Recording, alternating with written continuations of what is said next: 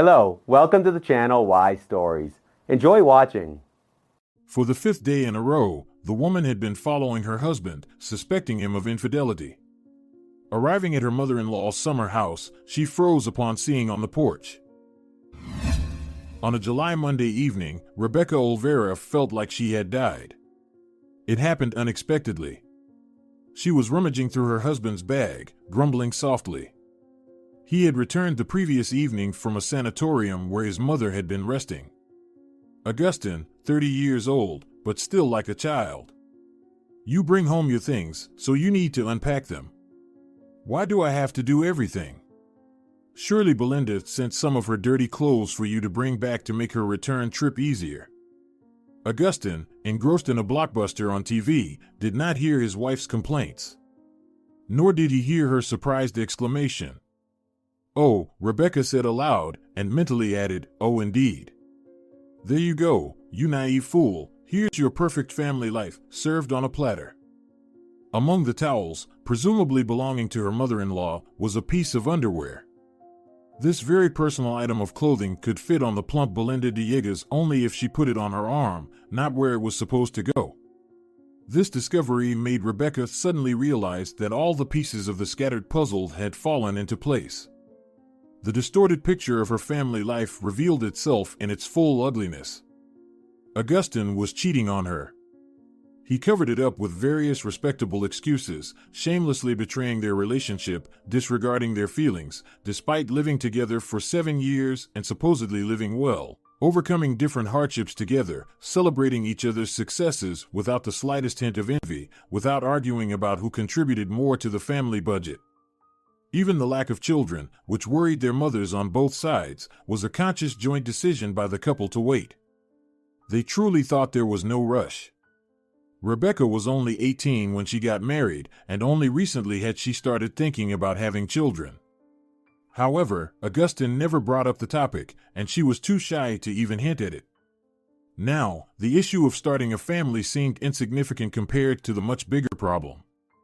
Rebecca felt the urge to throw a huge fit, to make even the devils feel nauseous. She imagined storming into the room and slapping Augustine in the face with that piece of clothing. Her first angry impulse quickly passed when she realized she was still holding the mistress's underwear. It felt incredibly disgusting. Rebecca crumpled it up and threw the evidence of her husband's betrayal back into the bag.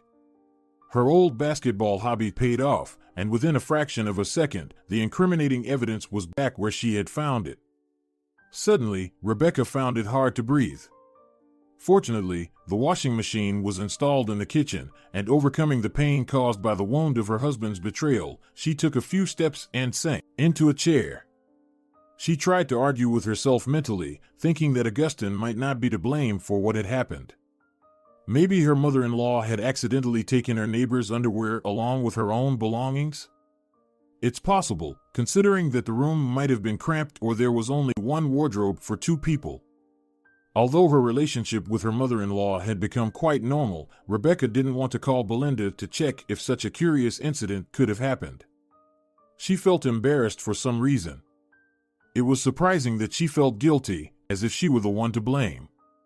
The loud sound of an adventure movie came from the room, preventing her from concentrating and calmly thinking about how to deal with her husband and how to punish him if he had indeed decided to have some fun on the side. Rebecca meticulously went over all the moments that had been troubling her soul lately, which had been happening more and more frequently. The most significant was her husband's regular absence from home. For about a month, Augustine had been spending almost all his free time without her, giving strange reasons for his absences.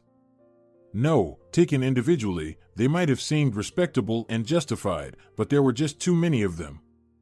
On Tuesday and Thursday, her husband would say something like, "Darling, I'll go to the summer house in the morning, fill the tank with water, and water the garden while there's still water. Then, I'll have to stay at work a bit longer. My boss agreed to this schedule for me." The day before the weekend, Augustine would say he had promised to help a friend or that there was a team-building event at work.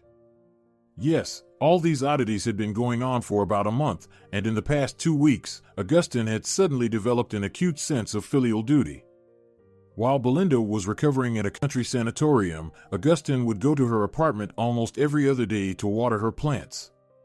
He claimed it was because the weather was hot, the apartment felt like a sauna at midday, and his mother's favorite plants could suffer. Even Belinda herself didn't care for these violets as tenderly. Now, Rebecca clearly saw the oddity in her husband's behavior. Usually, the task of taking care of the plants fell on her shoulders, but not this year.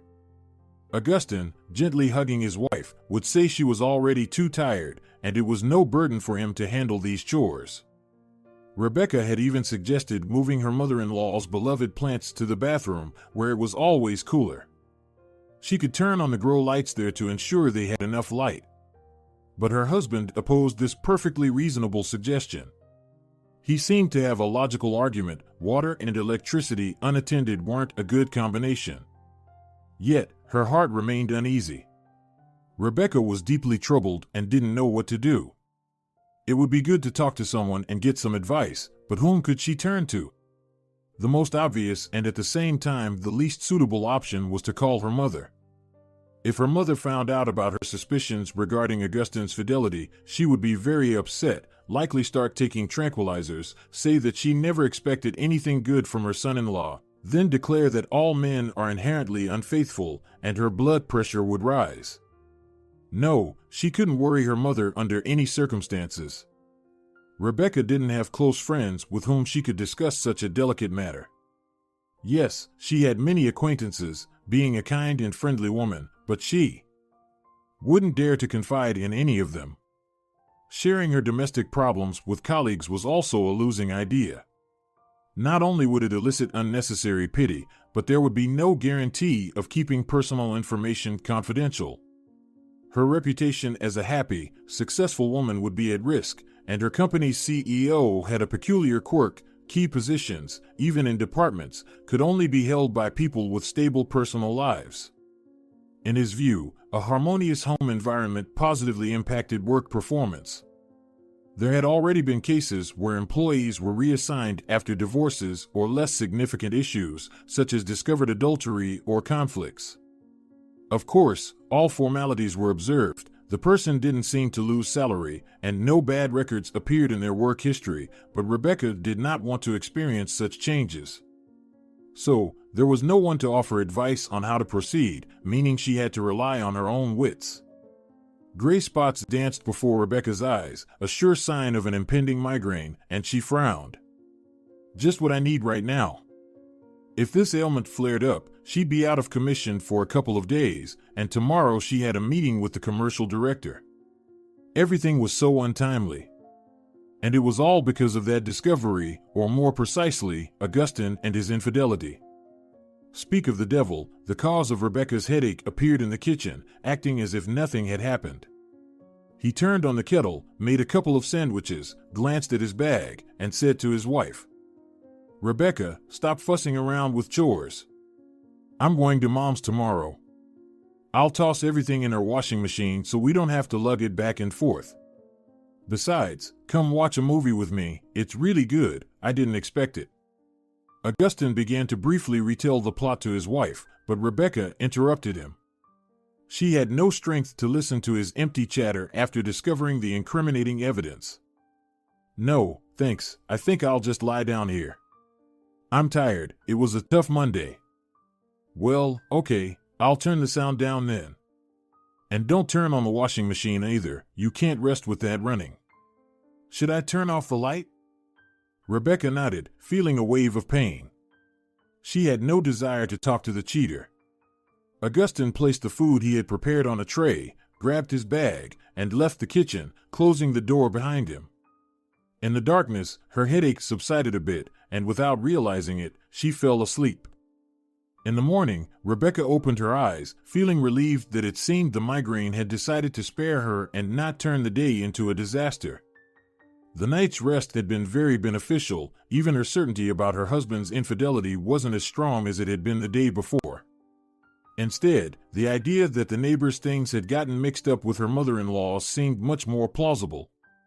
Rebecca stretched on the couch, once again glad she had insisted on buying it, and started getting ready for work while also preparing breakfast. Augustin usually woke up about 40 minutes later since he went to the office at 9, and this morning was no exception. By the time her husband appeared in the kitchen, Rebecca had already had breakfast, left him some food, and was ready to leave. "Rebecca, don't expect me home early tonight. After work, I'll go to Mom's apartment, do the laundry, and check on the plants. She wouldn't forgive me if something happened to her green babies." Jealousy and resentment pierced Rebecca's heart again.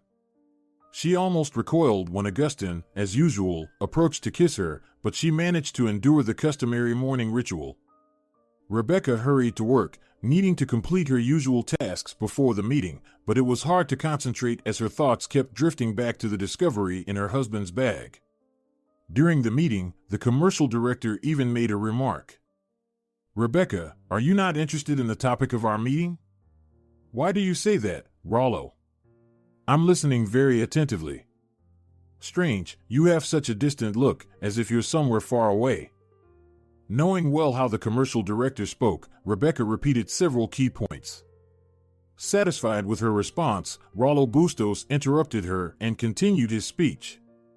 While he was talking, Rebecca decided to follow her husband. She finished work earlier, so it wouldn't be difficult to stake out near her mother-in-law's house. The courtyard was a dead end with only one road leading to it, and at the turn, there was a cafe with panoramic windows. Sitting in a good spot, she would have an excellent view. There was no worry that Augustin might stop by the cafe. He had a rare distaste for such places. After making the decision, Rebecca felt a bit calmer and managed to focus on work for the rest of the day, barely thinking about her husband's infidelity. However, as evening approached, she started to feel a bit jittery. After all, what she was about to do was unusual, something she had never done before. This was her debut in the world of secret surveillance. At the cafe, Rebecca ordered a berry juice and a pie that the salesperson highly recommended. It was then that the woman, who suspected her husband of cheating, realized that she had been so preoccupied with her worries that she had forgotten to have lunch. The strawberry filling in the pastry turned out to be exceptionally delicious, making the wait not so difficult. When she saw her husband's car pass by the cafe, Rebecca continued her task. Following her husband wasn't hard. He parked on the paved area, grabbed a sports bag from the back seat, and without looking around, entered his mother's building. A few minutes later, the light in the kitchen window of her apartment turned on. Rebecca waited. If Augustin had a date, the mistress should appear soon. On a warm summer evening, the street was crowded since people used the quiet courtyard as a shortcut. Rebecca's heart skipped a beat every time an attractive woman passed by the entrance, but they all walked by. Only a few boys with a big-eared dog on a leash and two women, clearly around Augustin's mother's age, entered the building. The light was still on only in the kitchen. Rebecca had been standing outside, watching the windows of her mother-in-law's apartment for almost an hour, moving under the cover of passers-by and bushes. Then, the light went out, and she saw her husband leave the building. Alone and with an obviously empty bag. It looked like he was waiting for the washing machine to finish its cycle. Apparently, no one had visited him. The idea that the mistress lived in the same building was too unlikely to believe, unless it was for some melodramatic series. Rebecca hurried home, but on the way, she received a call from her husband. Augustin seemed genuinely concerned that Rebecca hadn't returned from work yet, and she told him she would be home soon. "All right, dear, try not to be late, because I want to order pizza, and eating it cold is not the same." Despite the comforting result of her surveillance debut, Rebecca decided to keep a close eye on her husband for a few more days. "It's not that hard, and I'll get to the bottom of this situation," she thought. "It doesn't matter that I don't have experience and Augustin might notice me. I'll explain somehow." The morning surveillance on Wednesday was disrupted, although the fact that her husband didn't get up at the crack of dawn to go to the dacha was suspicious. However, Rebecca simply couldn't afford to take time off work. In the evening, Augustin went straight home after work, which calmed her a bit. Thursday didn't bring any incriminating evidence against her husband either. He had only visited his mother's apartment once in those days, as if he sensed his wife was watching him. Still, Rebecca understood it was too early to relax. Who knows what kind of schedule her husband had for meeting his mistress, if he indeed had one. Mentally scolding herself, she realized she hadn't even checked her husband's phone.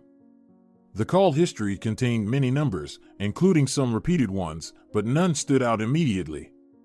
Reading his messages and checking his messenger apps yielded nothing either. Rebecca knew there were online chats where messages disappeared after the session ended, but there was no record of such sites in the browser history. Realizing she was an ordinary person, not a trained specialist, Rebecca decided to go all in and try to disrupt her husband's supposed meeting with his mistress. On Friday evening, she suggested, "Augustine, we've been cooped up at home. How about we go on a spontaneous day trip?" Augustine gave her an apologetic smile and spread his hands. "No, Rebecca, sorry. On Saturday, I'm going to my mom's. You understand, I'll be tired when I get back and won't feel like going out. And Sunday's no good either. My colleagues and I have planned to go to the football game. They built that stadium like a spaceship from a sci-fi movie. We have to see what our taxes are being spent on." Rebecca felt in her gut that her husband was lying. He had never shown an interest in watching a group of athletes chase a ball before, which meant her suspicions were correct. His meeting with the mistress was set for the weekend. She decided to go all in. "Listen, that's perfect. I'll go with you to Belinda's. It's awkward that I haven't visited her yet, and she's coming back from the sanatorium next week, if I'm not mistaken. Afterward, we can tour the area. It'll be a spontaneous trip for us." Augustine tried to dissuade her. "Rebecca, you weren't feeling well at the start of the week. I think you need to rest." Rebecca frowned. "Augustine, it's really rude not to visit my mother-in-law even once, plus I just need a change of scenery." Rebecca hoped to meet her mother-in-law's neighbor and was very insistent. Reluctantly, Augustine agreed to take his wife along on the trip to his mom's. Belinda was delighted to see both her son and daughter-in-law. They had a wonderful time walking along the well-maintained paths among the majestic trees, where even the summer heat felt less oppressive in the dappled shade. Lively little red squirrels, tamed by visitors and staff, amusingly hopped from branch to branch and came down to people for treats. Belinda had prepared seeds and nuts for the walk and handed them to Augustine and Rebecca. "Try feeding them yourselves, they're so funny, using their paws like hands." The squirrels fearlessly descended to the outstretched palms with treats, delicately took the food, and ate it carefully, glancing at people with their intelligent eyes. The tranquility of the walk filled Rebecca's soul with peace. However, on one of the paths, Belinda introduced Rebecca to a woman they met.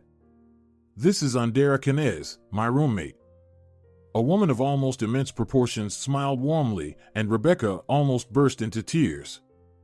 The hope that the item of women's clothing found in her husband's bag belonged to her mother-in-law's roommate shattered. That item could not possibly belong to this corpulent Andera. Trying not to reveal her disappointment and anger, Rebecca continued the walk, but the previous serenity was gone.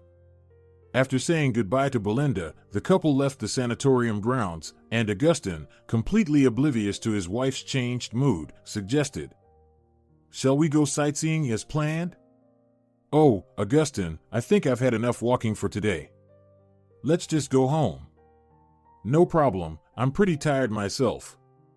I have the football game tomorrow, and even though I'm not that old yet, I need to conserve my energy." Irritated, Rebecca couldn't hold back and retorted, "Yeah, you're getting old, and I guess I'm becoming decrepit too." Augustine ignored his wife's annoyed tone, not even bothered that she didn't speak to him on the way home, attributing it to her fatigue. Rebecca marked the 5th day of her surveillance as crucial. If he had a mistress and was supposedly going to a football game he never showed interest in, he was likely heading to a rendezvous. In the morning, Augustine got up very early, even before his wife, and the aroma of freshly brewed coffee woke her. When she entered the kitchen, he was almost done with his breakfast. "Well, darling, I'm off," Rebecca sarcastically remarked. "Isn't it a bit early? As far as I know, the football match starts in the evening." He tried to speak convincingly and calmly. "We're meeting up first, chatting, and then heading to the stadium." She refrained from further sarcasm to avoid raising his suspicion and asked, "Are you going on foot or by car?" "By car. I'm not planning to drink, and I don't want to deal with taxis or public transport. I feel more at ease being my own master." "All right, Augustine, I understand. I'll get to the beauty salon on my own. Have a good time." Rebecca tried to speak as calmly as possible, thinking her husband had no clue that she didn't trust him and planned to follow him. The parking lot was a 5-minute walk from their home, and as soon as Augustine closed the door behind him, Rebecca called a taxi and quickly got dressed. The driver wasn't surprised by her request and gave a knowing hum. "Clearly, not the first time you're involved in a stakeout, but if you don't mind, I'll give you some advice. Some secrets are better left unknown." The man drove confidently, keeping a slight distance from the car they were following, and began to share his story. "Take my first wife, for instance. She'd always be running off somewhere, saying she was going to the store or a friend's place, but wouldn't come back until late at night and would go straight to the shower. Naturally, I thought she was freshening up after seeing a lover, that snake. Of course, I got all worked up. Who likes being a cuckold?" The driver, mirroring Augustine's maneuver, turned into the supermarket parking lot and, finding a good spot to watch from, killed the engine and continued his tale. "So, one day she tells me she's going to the store, and I think, no way, you're not fooling me. I followed her, only to find out she was visiting a children's home for the mentally disabled. She had a child there, had put him there because it was too hard for her. You can only judge her if you've faced such a tragedy yourself. Back then, I was playing the saint in a white coat, full of righteous indignation. How could they keep such a secret from me?" Both Soledad and her mother were silent, and I caught my wife right at the gate of that place and caused a scene. She didn't even try to justify herself, just said she knew we'd divorce, whether it was because of truth or lies. What difference did it make? Without asking his passengers' permission, the driver lit a cigarette and continued his confession, ignoring the growing ash column. "I don't know what I would have done if she had told me the truth from the start when we were dating. Maybe I wouldn't have married her, or maybe I'd have asked to meet the child. Now I think I could have understood everything if only Soledad had been honest with me. But no, she preferred to deceive me. What would you have done in my place? Could you have forgiven her?" Rebecca didn't know how to respond to the taxi driver, but her husband emerging from the store with 2 large bags saved her from having to voice her opinion. Moreover, her opinion wouldn't have been a redemption for the man anyway.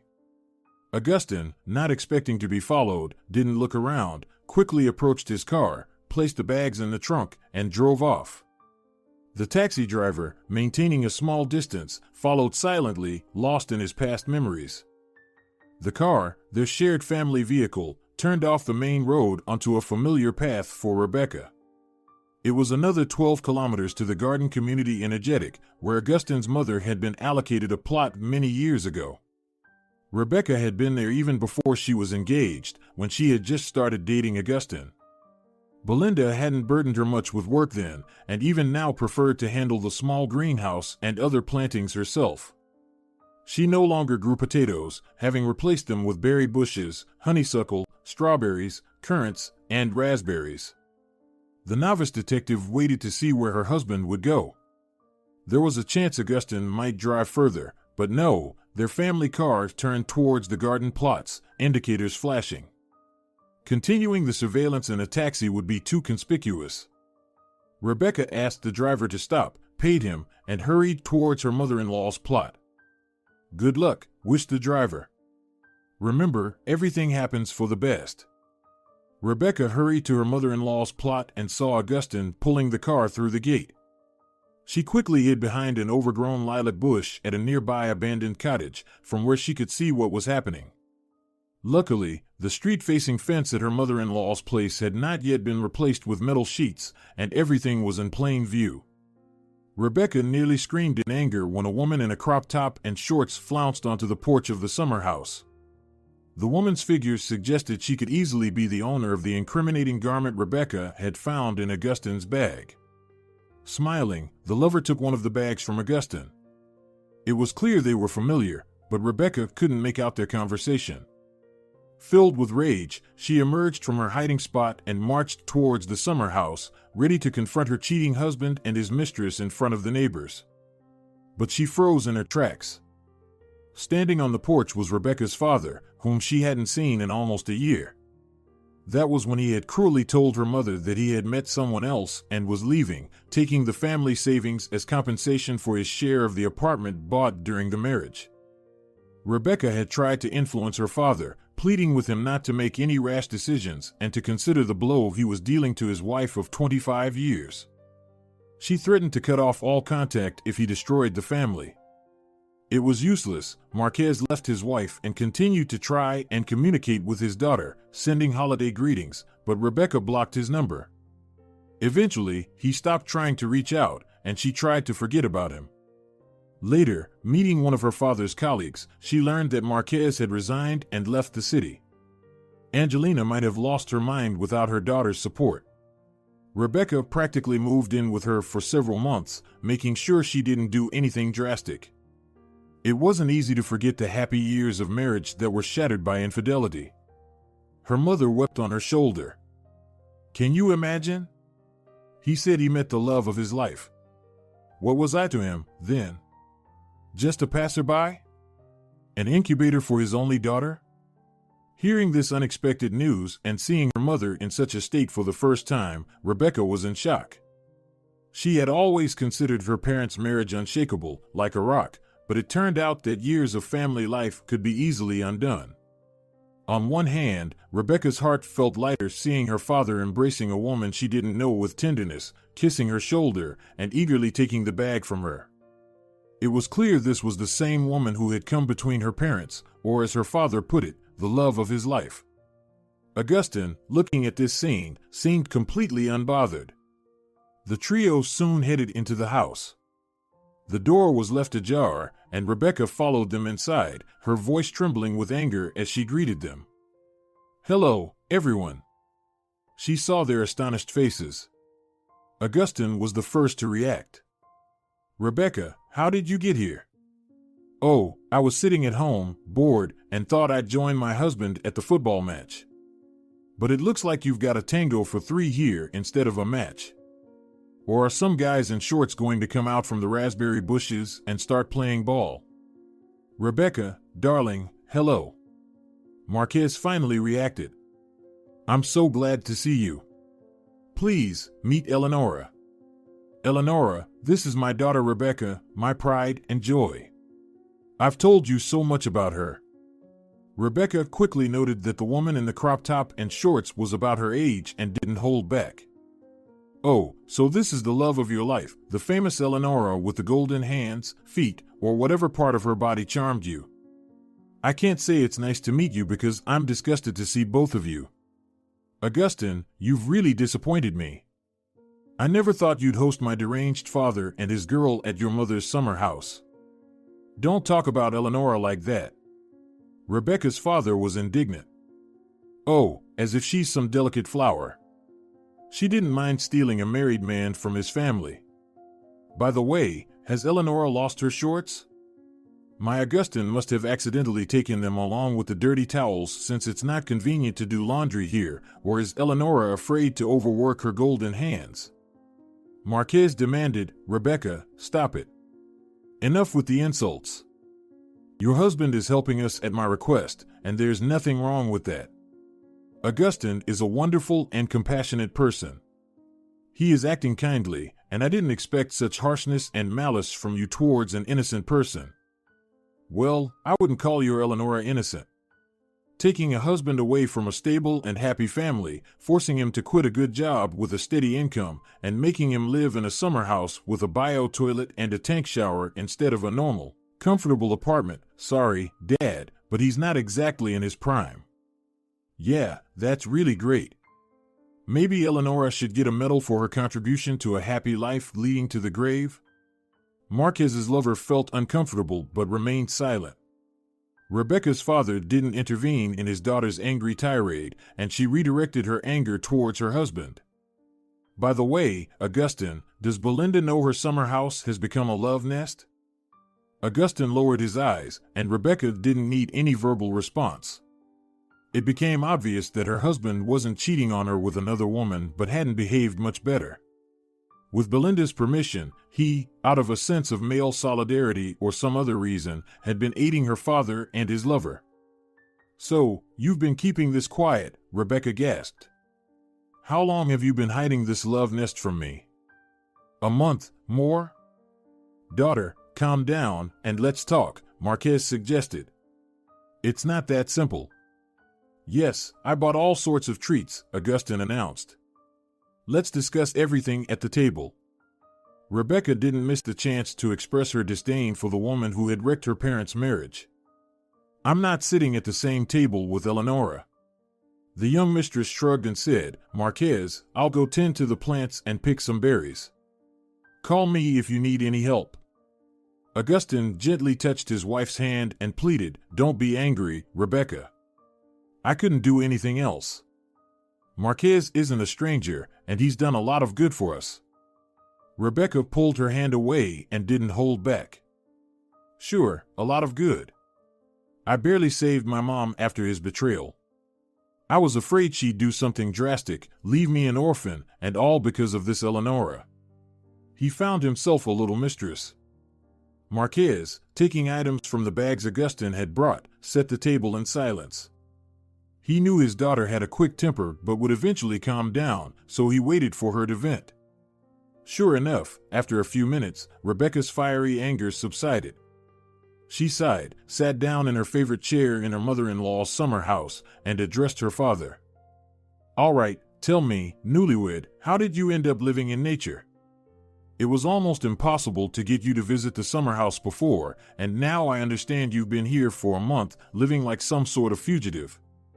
I don't get why Augustin is coming here almost every other day to bring food and everything else." Marquez smiled slightly. "You're clever, you figured it all out right away. Eleonora and I really have to hide. We got ourselves into a very ugly, frightening situation. Now we have to stay away from creditors." Rebecca was extremely surprised. "Dad, how could this happen?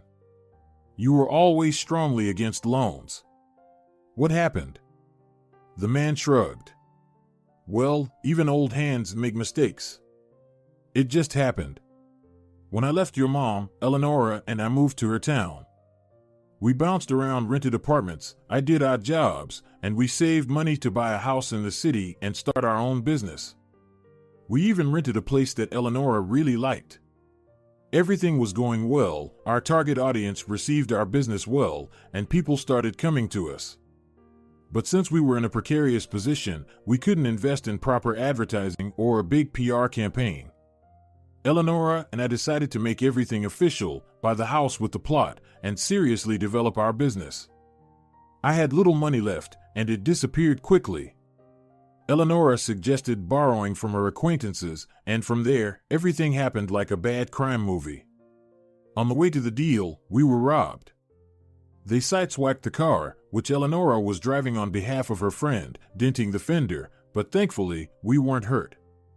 Oh, Rebecca, if you had seen how Eleonora defended me, you would never speak ill of her again. She fought like a tigress against the bandits, begging and even threatening them. She said if they laid a finger on me, they wouldn't get anything at all. It was so brave, so sincere, but so reckless.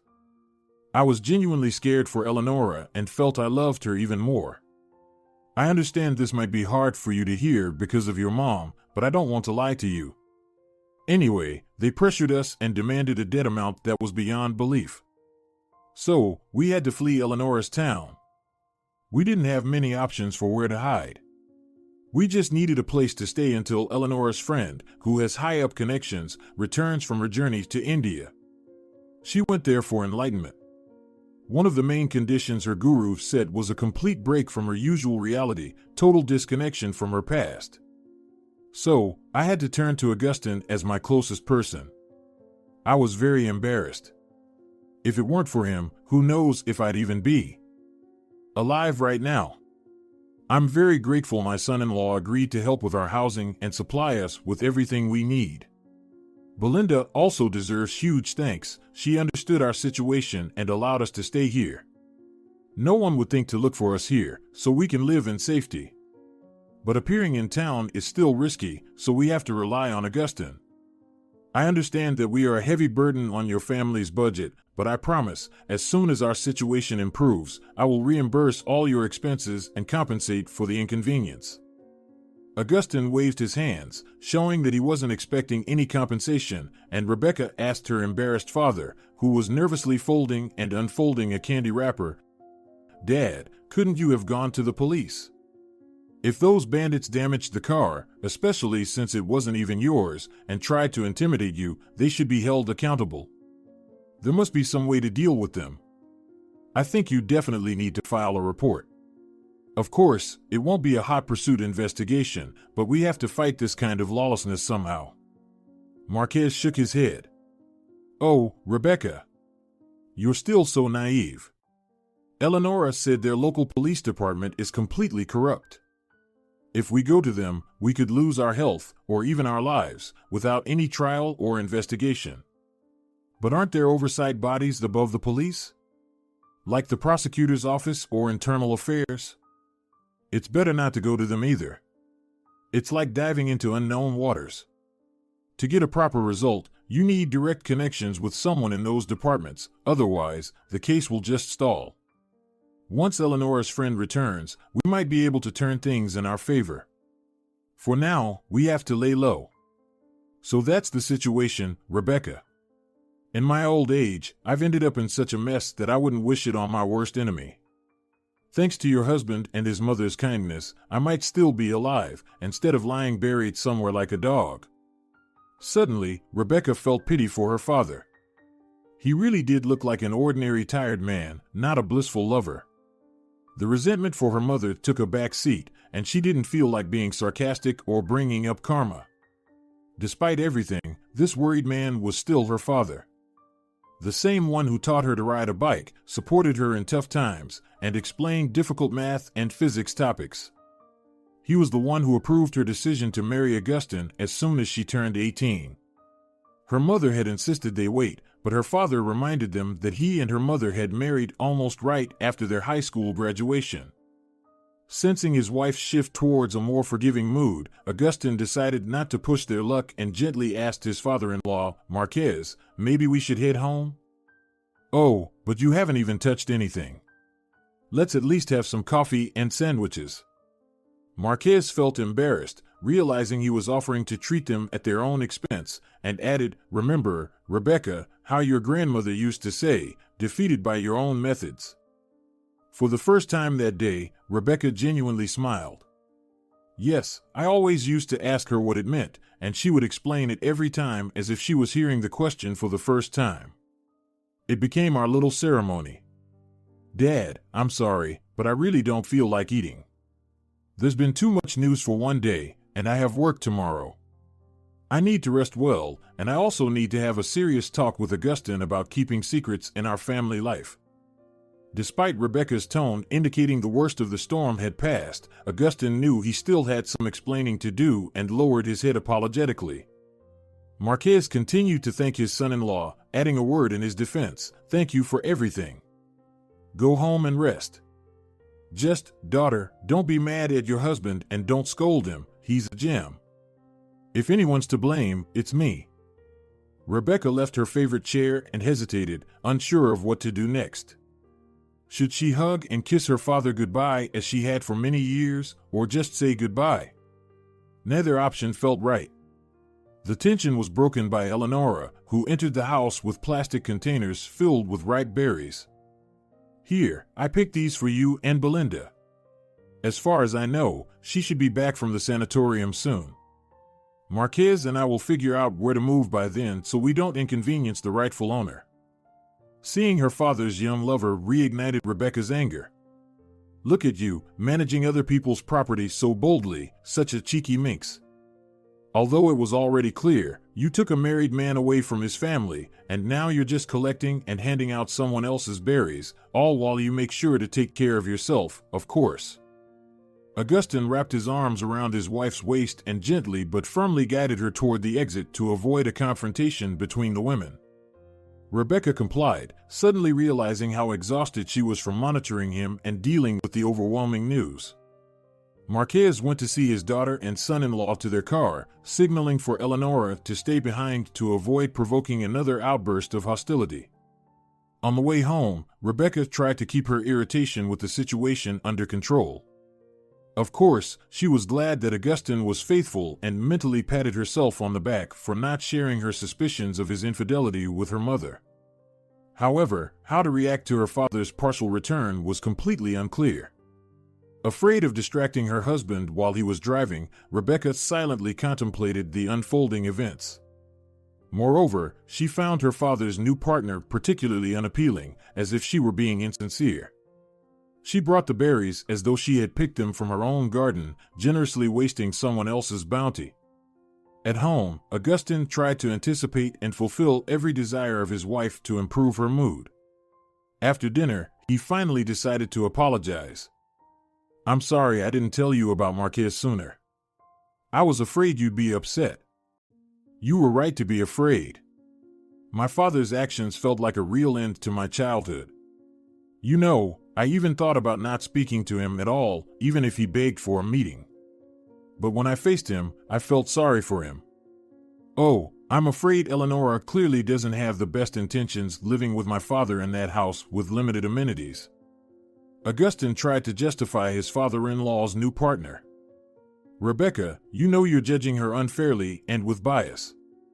Personally, I think Eleonora is very affectionate towards Marquez. She cooks for him, maintains the house, and overall, my dear, I think you're being overly critical. She had a very tough past, but hasn't become bitter. Can you imagine? At 18, she had to take care of her elderly grandmother, a younger sister, and a little brother. Yet, Eleonora managed to get an education, albeit a vocational one, but in a sought-after field. I'm not interested in the biography of this schemer. Augustin, have you also fallen under her influence? You men are so predictable. A clever woman gets you wrapped around her finger, and you're ready to defend her and destroy your family over her. Rebecca, you simply haven't seen the way she cares for Marquez. It's impossible to describe.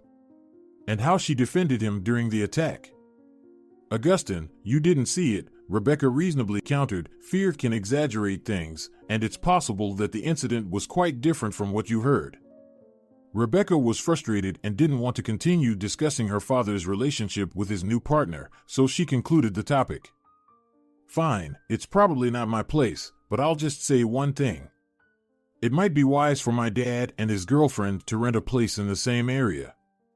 I think there were a few options on the adjacent line. Augustin agreed with his wife's suggestion. You're right. My mom is used to being alone both in the city apartment and at the summer house. She wouldn't like it if someone else was managing her space at the same time. I'll post an announcement in the summer house chat about renting a house for the rest of the season. I'll be visiting my mom anyway, and it'll be a chance to check in on Marquez. Then, when your dad's influential friend returns, maybe the situation will resolve itself peacefully. We do have bank accounts, and we could withdraw some money to help Marquez out. Are you out of your mind? My dad betrayed me and Mom, and you haven't felt even a fraction of the emotional pain we have. And now I'm supposed to give up my savings and yours? And lose interest on top of that? They can forget about the money. All right, dear, calm down. I understand, we won't touch the accounts. During conversations and meetings with her mother, Rebecca feared accidentally revealing that she knew where her father was, and Belinda also kept Marquez's secret. Although they couldn't rent a well-equipped summer house, Augustin managed to secure a nearly free, overgrown plot almost at the edge of the area, paying only for water and electricity. The location wasn't ideal for people looking to harvest, but it was a good option for fugitives. Marquez and Eleonora, having packed their few belongings, moved to their new place. Augustin continued to provide them with everything they needed, which soon began to irritate Rebecca. First, because the funds were coming from the family budget, which could be somewhat managed and optimized, and second, and most importantly, Rebecca was disgusted by the need to support her father and his mistress. She felt that by doing so, she was betraying her own mother. Keeping the secret became increasingly difficult, especially since her mother-in-law was planning to celebrate her anniversary at the summer house in early August. Rebecca was becoming more anxious, as the likelihood of an accidental encounter between her divorced parents was increasing, which was unacceptable. A week before the celebration, she asked Augustine to take her to the summer house so she could have a serious talk with her father. She wanted to firmly explain that the following weekend he and Eleonora should stay hidden in the house. Leaving her husband and mother-in-law on their plot, Rebecca went to the line of summer houses near the forest. Many of the owners of these 600 square meters had long abandoned them, and the street was almost impassable due to overgrown sea buckthorn and lilacs. However, the dense vegetation provided shade, which was a relief in the unusual August heat. Rebecca walked slowly, rehearsing what she would say. Almost at the entrance to the right plot, she heard Eleonora's annoying voice. Rebecca was about to barge in and rudely interrupt the conversation, but some sixth sense made her stop. The mistress's words were quite unexpected. "No, Rolando, I told you that it's not working out right now. This Rebecca is ruining the whole plan. If it weren't for her, I would have squeezed everything I could from these sheep already. Instead, we're stuck living in this rundown summer house, using an outdoor toilet, and bathing only when the water in the tank heats up. The worst part is having to look this old idiot in the eye. At least the heat is making him lose interest in me, so I don't have to share a bed with him. Although it's not really a bed here, it's more like a complete ordeal. Oh, my dear Rolando, you probably won't even recognize me after these few months. I haven't been to a spa, haven't gone to the gym, and haven't seen a stylist. I'm a complete mess, but it'll do for that fool Marquez. Once I convince him to sell his share of the apartment here, we'll have that money. Real estate prices here are almost like in the capital. With the money we got from the fake robbery, we'll be able to move somewhere nice by the sea." Eleonora's tone shifted from irritated to cooing, and Rebecca was almost impressed by how the cynical woman manipulated her conversation partner so artfully. However, this admiration would have been much stronger if Eleonora were an actress. As it was unclear when the father's mistress was lying. Rebecca was hardly surprised by what she heard. She had suspected something like this. Fortunately, she had the foresight to record Eleonora's speech. Although the quality on her phone wasn't great, it was still possible to make out everything. Towards the end of the conversation, Eleonora's speech turned into a series of exclamations. She talked about how much she missed Rolando, and Rebecca became very curious about how Eleonora would react if she learned that there was incriminating evidence against her. Holding back her initial impulse, Rebecca waited until the mistress had finished her conversation and then entered the gate. It was clear to Rebecca that Eleonora was extracting money, but since proving it was difficult, she decided to leave things as they were. The plan now was to provoke the greedy Eleonora and show her father the true nature of the woman who had destroyed their happy family.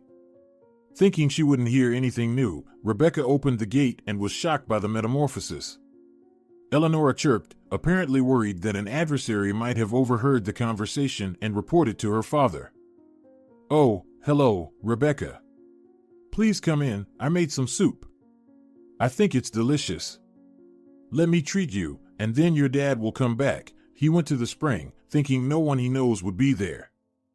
Rebecca decided not to say everything she wanted and simply asked, "How long has Dad been gone?"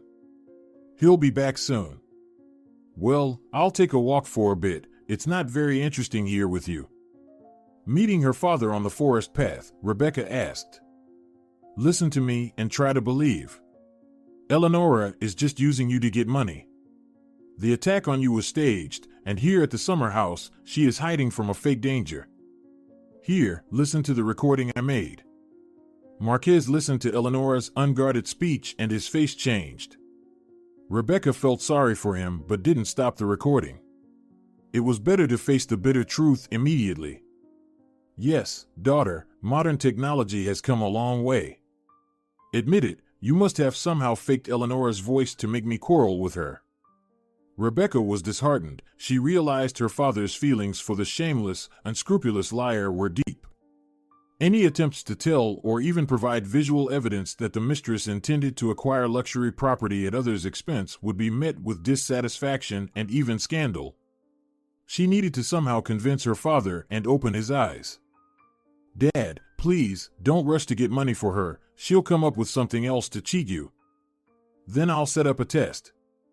I'll say that we'll bring money to pay off the debts, and you and Augustine will watch her to see how she acts. It would be good to have a few strong guys to help us." "I think that's manageable, Dad," Rebecca replied. "Let's go to our place for now to discuss all the details." Not even glancing at his overgrown house, Marquez headed to his son-in-law's place with his daughter. They planned to lure Eleanora's accomplices out. That evening, Eleanora noticed again that Marquez was cold towards her but didn't pay it much attention. Her detachment suited her perfectly. It was only when Marquez informed her that the son-in-law had agreed to provide the money, but only in cash, that Eleanora nearly jumped for joy. "My dear, my sunshine, we'll be able to return to our usual way of life again. Isn't that wonderful?" Augustine was smiling. Everything was going exactly as they had planned. Thanks to a friend of his, he had managed to enlist the help of former Special Forces operatives for the sting operation. When Eleanora's accomplices arrived at the summer house, squeezing their car along the overgrown path, Marquez was waiting on the porch.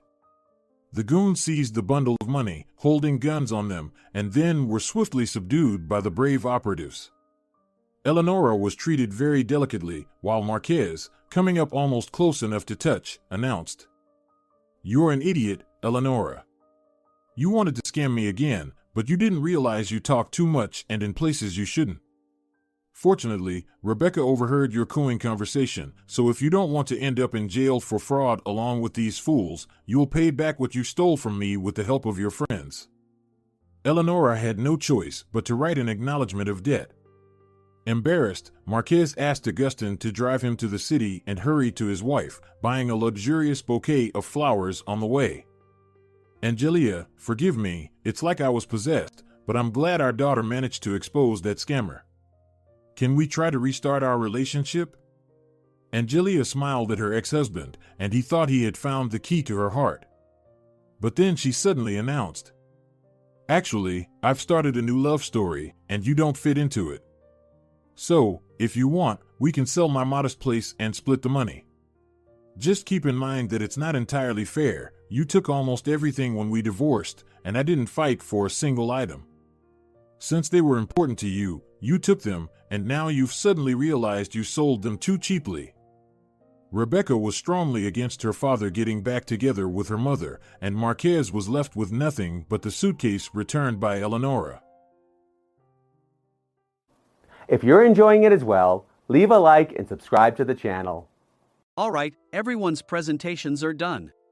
Nick, the manager, said as he tried to move the discussion forward. "Excuse me, I haven't. I recently found out something." Nick interrupted me and began to speak. "There's apparently someone in this department who didn't graduate high school and is just a part-timer. Meetings should be for employees only." "Absolutely right." His lackey, Mike, of course, agreed with Nick. "I'm leaving." After leaving the meeting room, I started to shut down my computer. I noticed that an email had arrived, not in my personal inbox, but in the company's shared email. Thinking, there's no point in speaking up, no one will listen, I went home quietly. The next day, I heard a commotion from Nick's desk. He was staring at his computer screen, his face pale. "Nick, is something wrong?" Mike looked at the screen with him. And he turned even paler than Nick. Why is he so angry? Knowing the reason for Mike's distress, I thought to myself, serves them right. My name is Adam. My mother passed away when I was in the 9th grade, and I was raised by my father. Well, you could hardly call it being raised. After my mother passed, my father changed. He drowned his sorrows in alcohol, and though he still went to work, he squandered our living expenses on horse racing. Because of that, I had to start working part-time as soon as I entered high school. Every month, I went to the convenience store with bills in hand that couldn't be auto-deducted from my father's account. Even though I endured it because I didn't want to be alone, I reached my limit in my second year of high school and dropped out. I found a live-in job at a distant inn. Thank you for everything. The day I left home, my father, still staring at the TV, spoke. Take care. That was our last conversation. Back then, 18 wasn't the age of majority, so I needed my father's permission to work, and I couldn't hide my place of employment. Yet, my father never visited me even once. I kept working just to survive, and before I knew it, I was 42. Years of hard work paid off, and I was transferred to the headquarters. I was thrilled to be recognized by the company, as I thought I'd be working in the field until retirement due to my lack of formal education. Listen up. Our work can change the future of our employees. Don't drag us down. On my first day after the transfer, Nick, dressed in an expensive suit, spoke sternly. There was a reason for this. Our inn was located in a prominent tourist destination, known so well that everyone in the state could sing its commercial jingle. At its peak, we had 5 locations within the state. But that was long ago. Due to financial difficulties and aging facilities, only the place where I had worked for many years and the original establishment remained. I was prepared to lose my job anytime, but now there was a glimmer of hope. With the rise of social media, the tourist area where the inn was located started gaining attention again.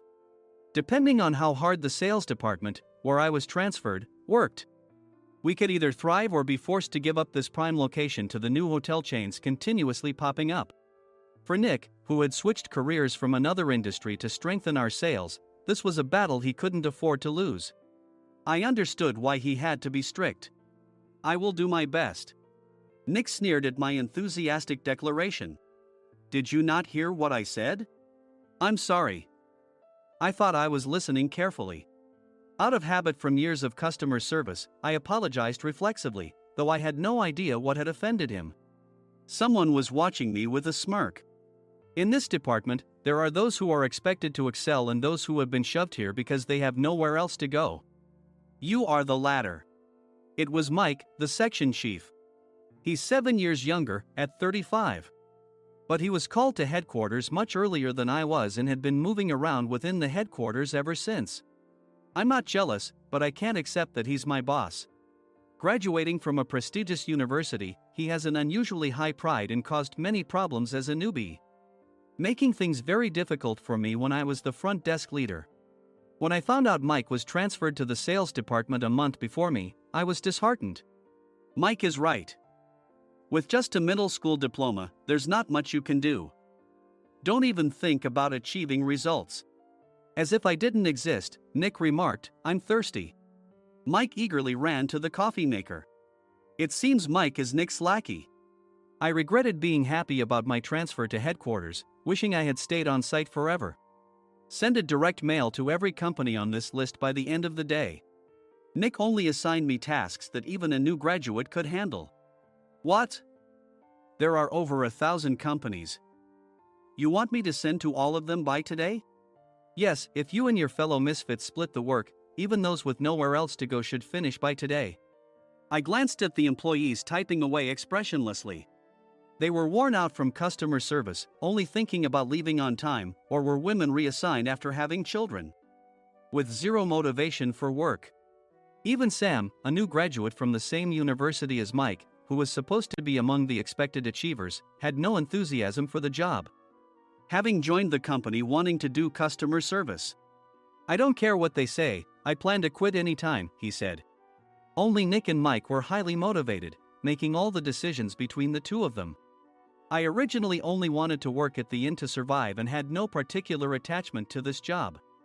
I swallowed my words, thinking I had no right to reprimand them. About a month after the transfer, Nick told us with a frustrated look.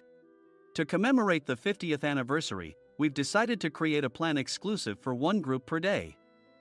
Originally, Mike and I were supposed to come up with it, but our president, Mr. Thompson, insists on hearing everyone's opinions. So, you all get a chance. As Nick explained, Mike began handing out prints. Make sure not to embarrass Nick. If your ideas are half-baked, you'll have to redo them. It seemed that they had printed his handwritten notes by Mr. Thompson, which included several questions and a section for free responses. It made sense why Nick had to seek our input, given that all responses had to be submitted to Mr. Thompson. We were given a week to think about it, and a meeting was scheduled to compile our ideas. My plan is to let guests enjoy both the old and modern America. Nick began the presentations. Guests would watch a master confectioner at a nearby traditional sweet shop make sweets in front of them. The welcome drink would be premium tea in a bottle. Nick's plan was certainly attractive. After his presentation, Nick called on us to present in the order we were seated. Just as I stood up for my turn. "All right, everyone's presentations are done."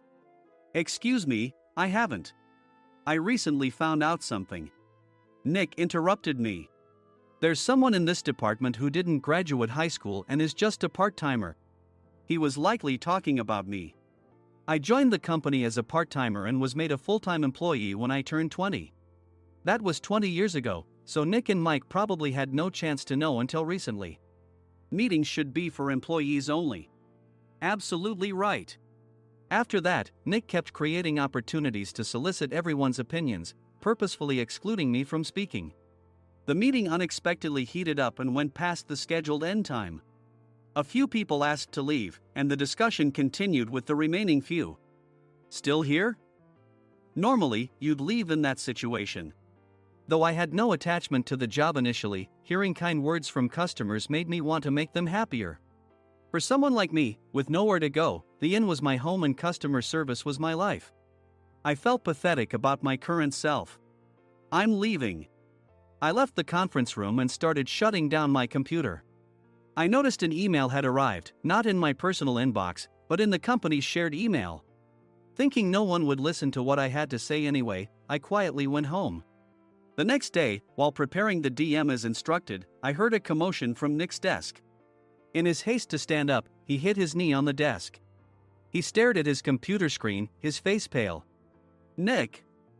What's wrong?" Mike, thinking he should be the first to rush over, approached Nick while still wearing his coat. He peered at the screen with Nick. And he turned even paler than Nick. Why is he so angry? Who is responsible for this company? Nick, more irritated than ever, asked, and Mike answered without checking. "Probably Sam." Sam wasn't there because he was attending a morning training session for new hires. Nick gave up on getting angry and returned his gaze to the screen. They were looking at an email that arrived right after the end of the working day yesterday. Apparently, no one, including me, had checked it before leaving. The email was from a large company that used us for their annual employee trips. The president and executives of that company also frequently used our services personally. President of the company, Mr. Mason himself had declared that neither he nor his company would ever use our services again.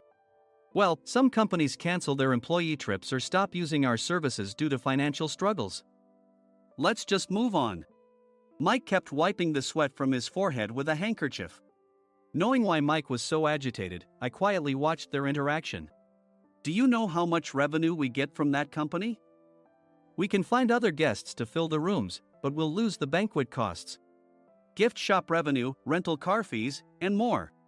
Moreover, the gifts were supposed to be prepared by the traditional confectionery shop involved in Nick's proposed plan.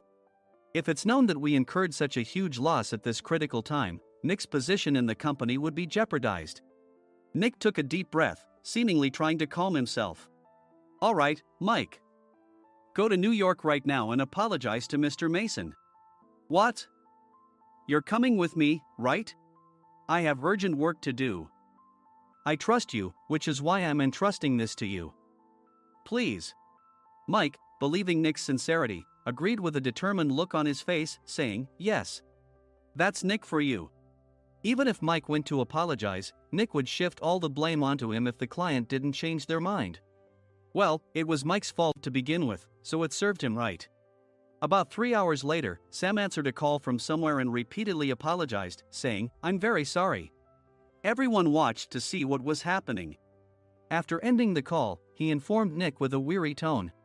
When Mike arrived at the client's company, he only made things worse, further infuriating Mr. Mason. He was demanding, "Get his boss here immediately." It was no wonder Sam was exhausted, dealing with such a call right after returning from training.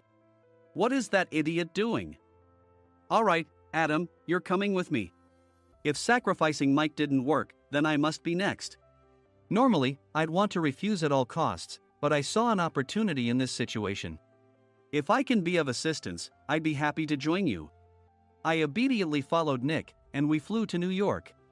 When we introduced ourselves at the reception, it became clear how serious the situation was, as the receptionist personally escorted us to the president's office.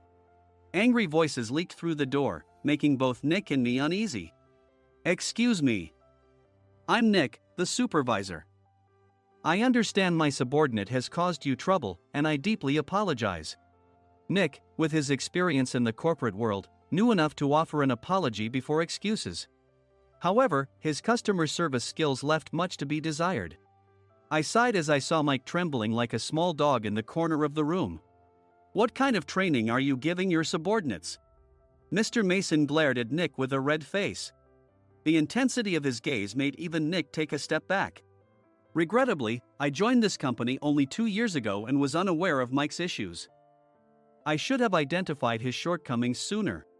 Indeed. I should have realized sooner. No sensible person would come to apologize and then give a lengthy presentation on the drawbacks of not using their in. Nick froze, his mouth slightly open. Suspecting the worst, I picked up the documents that had fallen to the floor. It seemed Mike hastily prepared these documents on the plane, listing the disadvantages. Disadvantage 1: if you change the venue for the company trip, employees might suspect it's for cost-cutting reasons, leading to a negative impression. Reading it aloud half-jokingly, Nick snatched the papers from my hand and checked the contents with a furious expression. Among the stack of documents was a receipt from a nearby convenience store's copy machine. I felt a pang of dread, hoping he hadn't shown the receipt as well.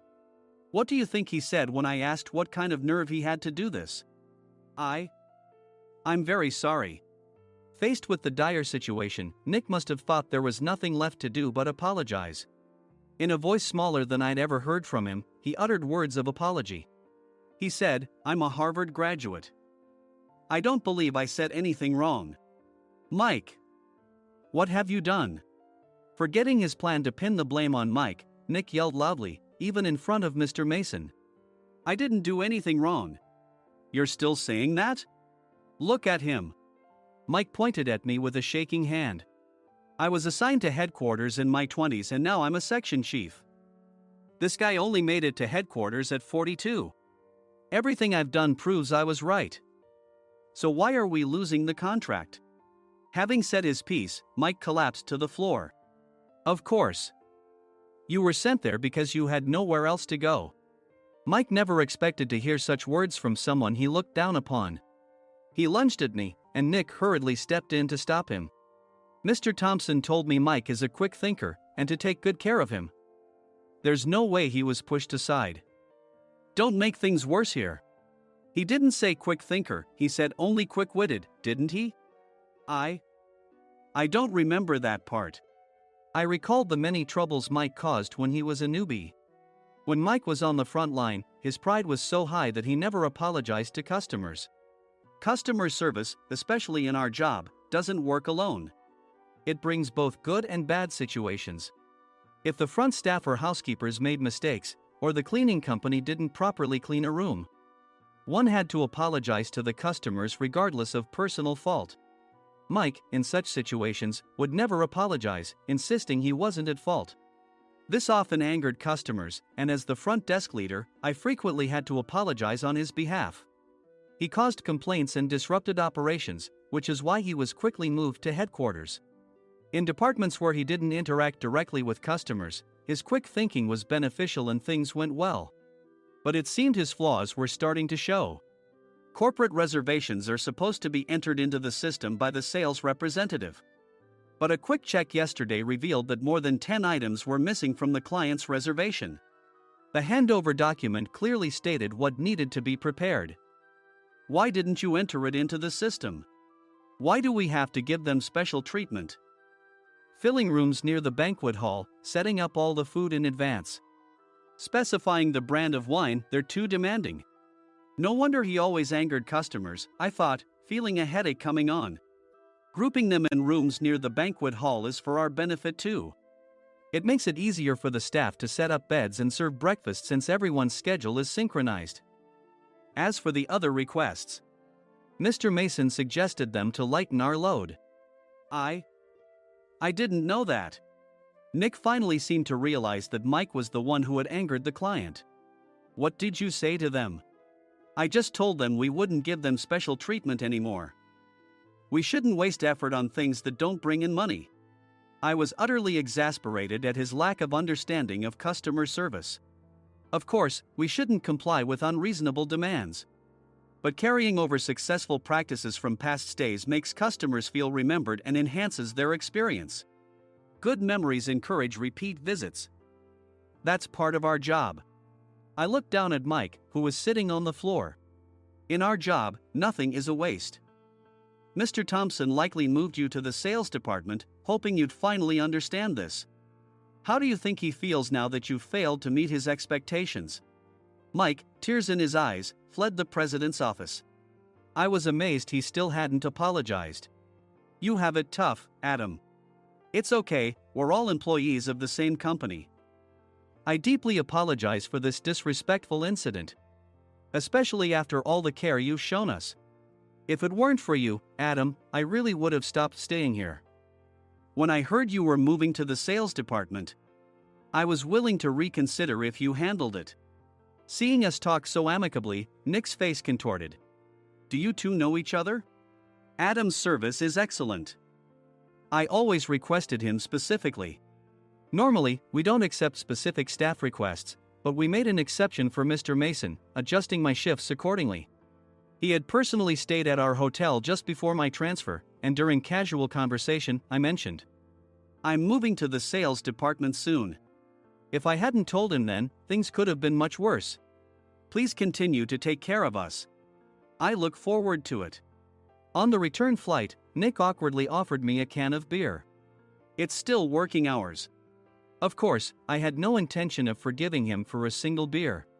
Nick might try to pin everything on Mike and avoid any consequences. While pondering this, a startling fact came to light. Nick, the tea bottles for the plan have arrived. I handed Nick a bottle labeled with our inn's name. They look good. What are you talking about? These are plastic bottles.